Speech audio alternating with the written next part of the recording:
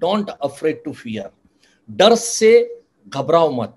बहुत सुंदर बात, डिफरेंट बात जो मैं बताता हूं उससे जो डिफरेंट है जो आपके बीच में, लॉ ऑफ एवरेज से काम करो।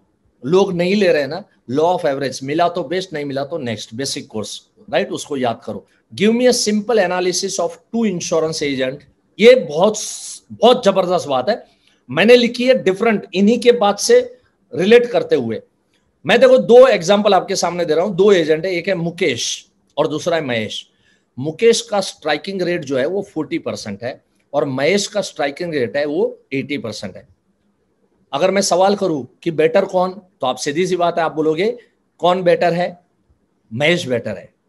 देखो महेश का स्ट्राइकिंग रेट क्या है, 100 लोगों को मिला, 80 पॉलिसी बेचा उसने, और number of policies, no policies कितने, ना लेने वाले कितने, 20 लोग है ना, तो 80% का स्ट्राइकिंग रेट है।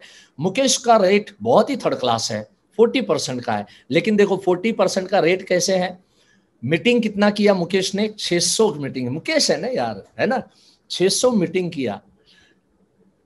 40% का स्ट्राइकिंग रेट के हिसाब से 240 पॉलिसी बेचा। नंबर ऑफ नो कितना सुना उसने, 360 लोगों की ना सुनी। लेकिन अब मुझे बताओ कौन सा एजेंट बेहतर एजेंट है। और याद रहे ब्रांच है ना, ब्रांच ये नहीं देखती ये 40% आपका स्ट्राइकिंग रेट है या 80% स्ट्राइक, इसके ऊपर कोई अवार्ड नहीं है, याद रखना। किसी कंपनी ने आज तक आपके स्ट्राइकिंग रेट के ऊपर कोई अवार्ड घोषित किया है तो मेरे को बताओ। अवार्ड किसके ऊपर घोषित होता है मालूम है, कितने पॉलिसी सेल किए, इसके ऊपर घोषित होता है। 240 पॉलिसी सेल किए, डिवीजन का टॉप एजेंट, इसको ऑनर करो, इसको मान दो, इसको सम्मान दो, इसकी इज्जत करो। कितने लोगों ने ना सुनी ना, इससे कोई लेना देना नहीं है। समझ में आया? सबसे इंपॉर्टेंट पॉइंट, हमेशा अपने स्ट्राइकिंग रेट कोई भी होने दो, लेकिन नंबर ऑफ मीटिंग्स आपको ज्यादा करने होंगे। द क्राउड जो है ना loves a good loser, everybody despises a quitter, घृणा करते लोग, जो लोग छोड़ के भागते हैं ना उसको लोग घृणा करते हैं, ठीक है। यहां पर शेक्सपियर ने बहुत सुंदर कहा है, हमारे संदेह, हमारे जो डाउट है ना, बहुधा इसी वजह से हम प्रयास करने से डरते हैं, जिससे कई अच्छी चीजों को प्राप्त करने से वंचित रह जाते हैं, जबकि हम वो प्राप्त करने के काबिल थे।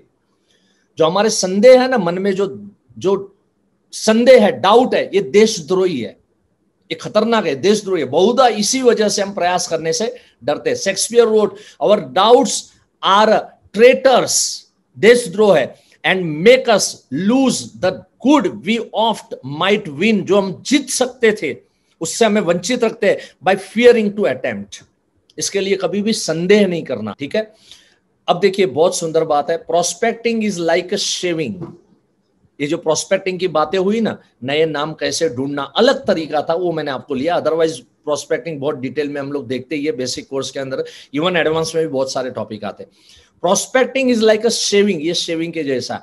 If you don't do something about it every day, रोज अगर नहीं करोगे, first thing you know you will be a bum, बोले तुम बेवकूफ जैसे दिखोगे।